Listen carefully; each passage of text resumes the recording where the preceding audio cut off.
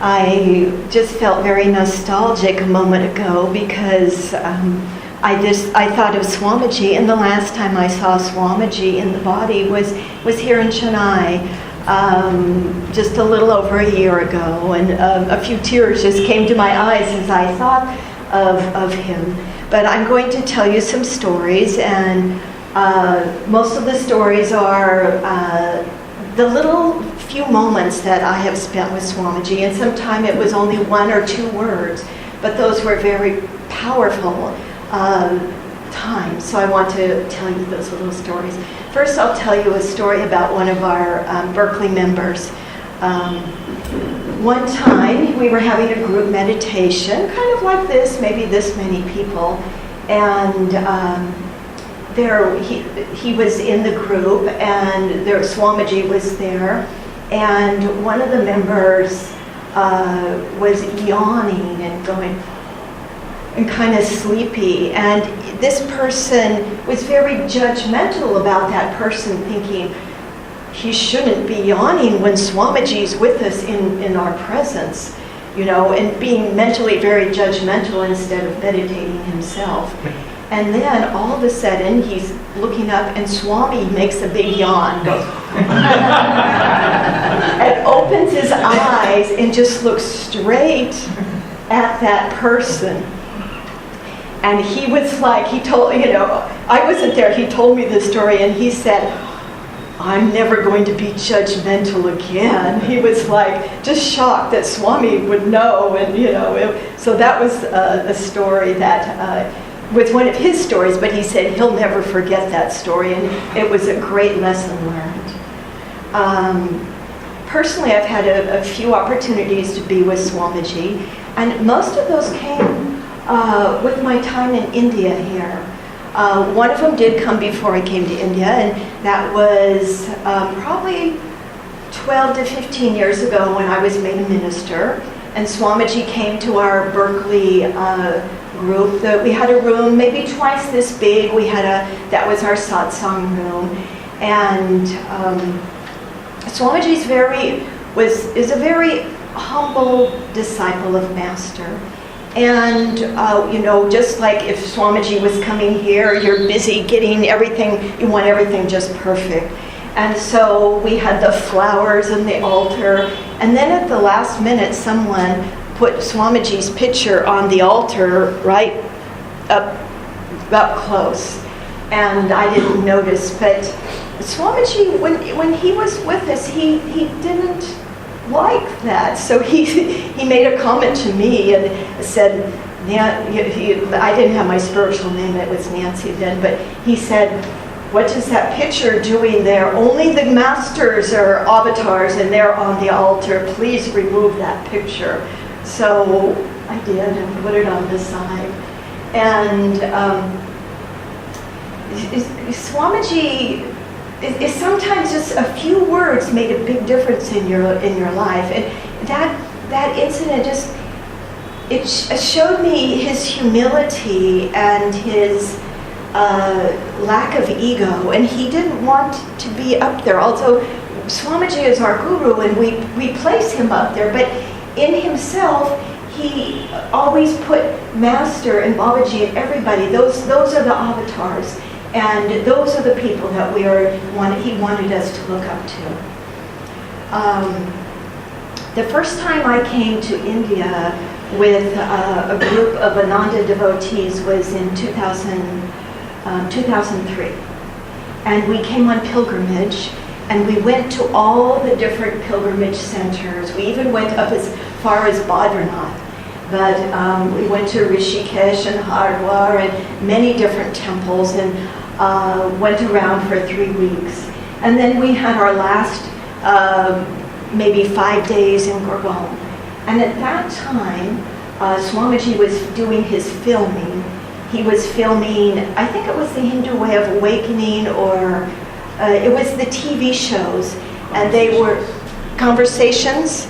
It might have been conversations, but it was the time when Swamiji was filming 10, 20-minute TV shows each day.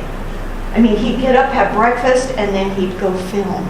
And So we were invited, if you had to come in quietly in between the TV shows, in between the filming, and just sit there very quietly.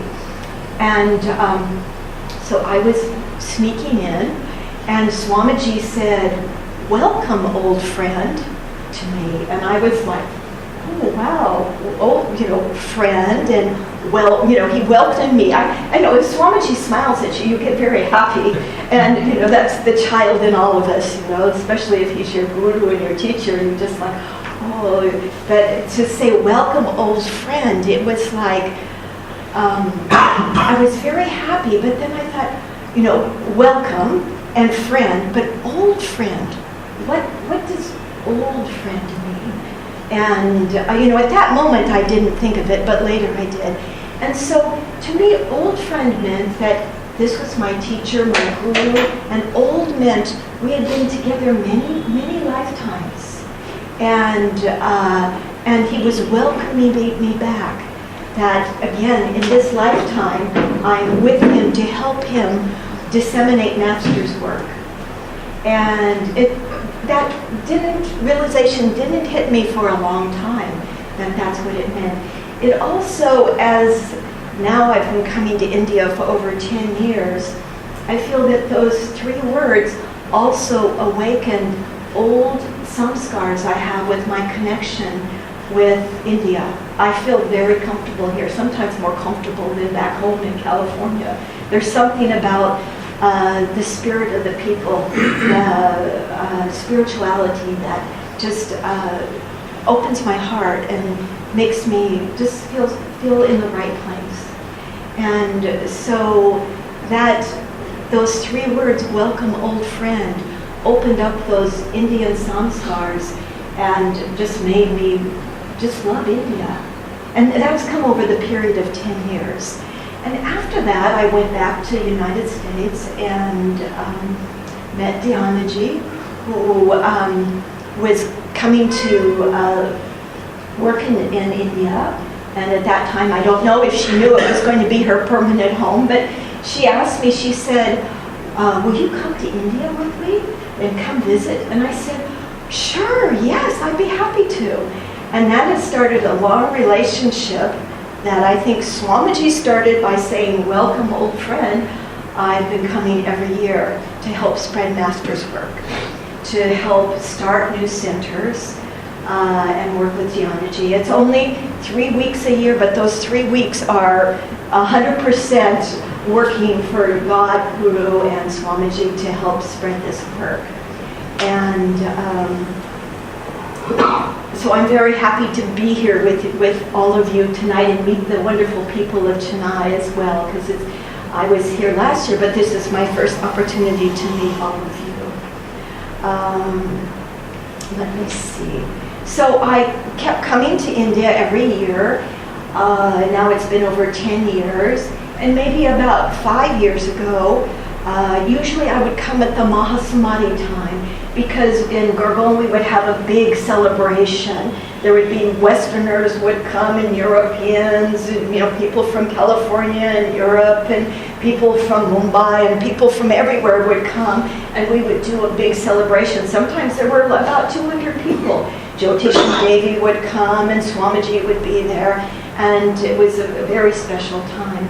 So at one of those events, they had a raffle, and there was a gentleman who won a raffle ticket to have dinner with Swamiji, and he was one of the monks. And he said, "No, I will have many opportunities to have dinner with Swamiji. I put the ticket back." So then everybody else was like, "Oh, maybe me." And so I was one of those people to say, "Oh, maybe me," and then they pulled out of the hat, and it was me, and I get to have dinner with Swamiji. So about 6 months later, at the Ananda village, I had this special blessing of having a dinner with Swamiji. And Diana was there, and Dharmadas and Nirmala, who were in India before, were there, and my husband came with me, and we had a wonderful evening with Swamiji. And again, Swamiji gave me another lesson and only maybe a 3-word lesson. I seem to get the short lessons, but and so the first, we had a wonderful dinner, but Swamiji kept talking to my husband all evening about leadership, and my husband had just gotten a new county job, and he was in a leadership position. So Swami told him about his book, The Art of Leadership, and they just talked all night. So of course I was kind of like, what about me? So as soon as I had that mental attitude, Swami said in a very booming voice, "Nancy, sit up straight." Just like that. And we were in a group at a dinner table, and I was like, and my spines came up and my focus went up here, and I got out of like this. And it wasn't really my posture, it was my attitude that he was talking about. And I was like, oh, and that's all he said to me the whole night, nothing else.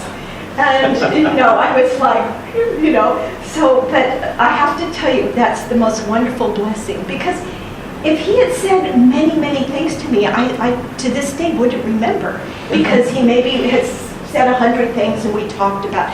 But because he only said 3 words, I remember every time when I go to meditate, I hear Swami say, "Sit up straight," and I focus up here, and I try to get out of the ego, and I do my meditation. It's actually been a tremendous blessing, and I just wanted to share that with you. And then I wanted to also show you, I asked my husband recently, remember that time we had dinner with Swamiji and he talked about leadership? What did he tell you? And I said, what was the most important thing? And he said, to be a good leader, you must love people. And if you realize Swamiji loved people. Every time you would go and he would bless you, he would say, how are you? How's your family? Or if he didn't know you, he would still say something special to you. And he would do that. 100 people would come to him, and you may be the last one, and he would still, have a lot of energy and talk to you and bless you. And so Swami everyone was his friend. And I think that's, an old friend, a new friend. Everybody was a friend of Swamiji's. And over the years, every time I would get a blessing for Swamiji, he would always say, "And when are you coming to India again?" And then I would say a certain day. And then because Swamiji has taught me, if you say something, you must do it, right?